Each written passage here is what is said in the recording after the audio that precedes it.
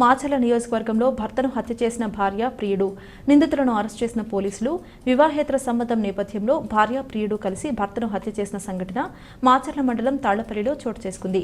గురువారం విజయపురి సౌత్లోని పోలీస్ స్టేషన్లో Macherla rural CI Nafees బాషా, SI Sheikh Mohammed Shafi విలేకరుల సమావేశం నిర్వహించారు. సీఐ నఫీజ్ బాషా మాట్లాడుతూ మాచర్ల మండలం తాళ్లపల్లి గ్రామానికి చెందిన ఓర్స శివయ్య స్థానిక పవర్ గ్రిడ్లో కాంట్రాక్ట్ ఉద్యోగిగా పనిచేస్తున్నట్లు తెలిపారు. శివయ్య భార్య గాయత్రికి అదే గ్రామానికి చెందిన సచివాలయ ఉద్యోగి అమ్మోరయ్యతో వివాహం కాకముందే సాన్నిహిత్యం ఉందన్నారు. వారిద్దరూ పెళ్లి చేసుకుందాం అనుకున్నా పెద్దలు ఒప్పుకోలేదని వెల్లడించారు. గత నెల 30న అర్ధరాత్రి సమయంలో గాయత్రి, అమ్మోరయ్యలు ఇద్దరూ కలిసి ఏకాంతంగా గడుపుతున్న సమయంలో భర్త శివయ్య కంటపడ్డారు. దీంతో కంగారు పడ్డ గాయత్రి, అమ్మోరయ్యలు శివయ్యను దిండుతో మొహంపై మోది చంపి గుండెపోటు అంటూ చెప్పడంతో అనుమానం వచ్చిన మృతుని తల్లి విజయపురి సౌత్ ఎస్ఐ షేక్ మహమ్మద్ షఫీ సంఘటనా స్థలానికి చేరుకుని దర్యాప్తు చేసి చాకచక్యంగా వ్యవహరించి నిందితులను అరెస్ట్ చేసినట్లు పేర్కొన్నారు. శివయ్యను హత్య చేసిన గాయత్రి, అమ్మోరయ్యలను కోర్టులో హాజరుపరిచి రిమాండ్కు తరలించినట్లు సీఐ పేర్కొన్నారు. Nagarjuna Sagar police station VP south police station పరిధిలో గత నెల 30వ తారీఖున ఉదయం నల్గొండకు చెందిన ఓర్సు రమణమ్మ అనే ఆమె పోలీస్ స్టేషన్కి వచ్చి ఒక రిపోర్ట్ ఇచ్చింది.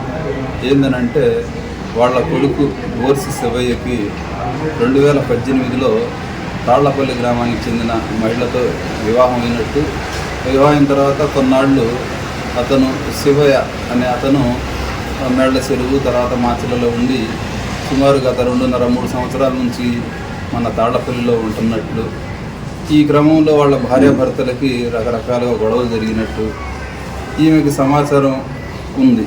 ఈ క్రమంలో ఈ అమ్మాయి భర్త అంటే ఈ రమణమ్మ కొడుకు ఓర్సు శివయ్య అనే అతను చనిపోయాడు, మాకు ఆ మరణంపై అనుమానం ఉన్నదని చెప్పి రిపోర్ట్ ఇస్తే ఆ రిపోర్టు మీద ఎస్ఐ గారు అనుమానాస్పదమూర్తిగా కేసు పెట్టి దర్యాప్తు ప్రారంభించారు. దర్యాప్తులో భాగంగా శవ పంచనామా చేసి బాడీని పోస్టుమార్టం నిమిత్తం మాచర్ల ప్రభుత్వ ఆసుపత్రికి తరలించడమైంది. దాని తర్వాత డాక్టర్ గారు దాన్ని మొత్తం పోస్టుమార్టం అదంతా చేసి ఇది డెత్ డ్యూ టు స్మాదరింగ్ అంటే ఏదో ఒకటి వస్తువు తీసుకొని ముఖం పైన ముక్కు మోసి ఊపిరాడకుండా చేసి చనిపోయిన కేసులాగా ఒక రిపోర్ట్ ఇస్తే ఆ రిపోర్టు మేరకు ఆ కేసుని హత్య కేసుగా ఆల్టర్ చేయడం జరిగింది. ఆల్టర్ చేసి ఆ క్రమంలో దర్యాప్తు ఆ కోణంలో ప్రారంభించాము. దీని తర్వాత ఈ కేసులో మొత్తం మేము సాక్షిగా ఈ చనిపోయిన రోజు రాత్రి ఈ అమ్మాయి మృతుని భార్య గాయత్రి ఈ అమ్మోరయ్యకి ఫోన్ చేసింది. అర్ధరాత్రి తర్వాత ఫోన్ చేస్తే ఈ అమ్మోరయ్య వాళ్ళ ఇంటికి వెళ్ళాడు, మృతుని ఇంటికి వెళ్ళాడు. మృతుని ఇంటికి వెళ్తే వీళ్ళిద్దరూ ఏకాంతంగా ఉన్న సమయంలో ఈ మృతుడు చూశాడు.